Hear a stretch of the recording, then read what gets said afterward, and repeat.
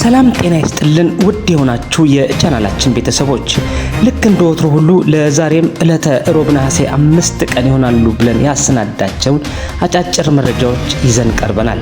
የምንለቃቸው መረጃዎች ሰብስክራይብ በማድረግ አብራችሁን ሁኑ እንላለን።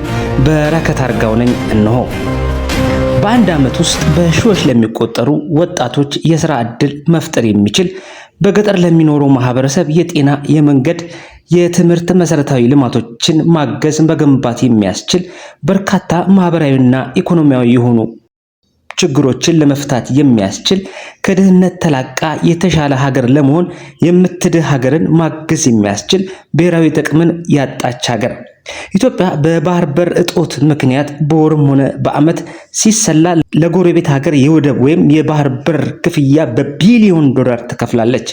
ይህ አሃዛዊ መረጃ በአመት ሲሰላ ሀገርን ከአንድ እርከን ቀና ማድረግ የሚችልና በ5 ዓመት እንደ ህዳሴ ግድብ አይነት ፕሮጀክቶችን ሊሰራ የሚችል ትልቅ ኢኮኖሚያዊ ኪሳራ መሆኑን ከዚህ ቀደም ዶክተር ጠቅላይ ሚኒስትር አብይ አህመድ በተደጋጋሚ ገልጸዋል።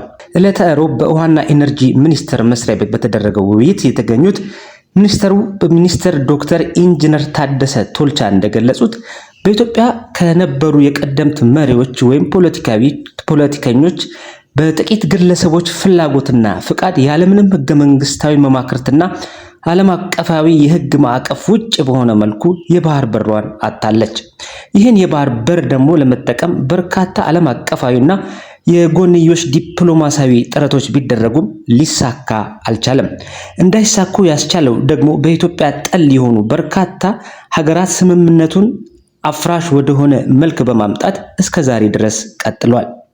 በሚኒስቴር ቢሮው በኩል ከፍተኛ ስራ እየተሰራ ሲሆን ዶክተር ኢንጂነር ታደሰ ቶልቻ እንደገለጹት ኢትዮጵያን ወዳድ የሆነ ትውልደ ኢትዮጵያውያን ምሁራን ባለሀብት ባሉበት ሁሉ በመላው ዓለም ትልቅ ትግል ማድረግ አለባቸው በማለት መልእክታቸውን ያስተላልፉ ሲሆን በኤርትራና በህወሓት በኩል ያለው ቀጠናውን በጦርነትና በጸጥታ ለማደፍረስ የሚያደርጉት ጥረት ፍላጎታችንን ሊገድብ አይችልም ብለዋል።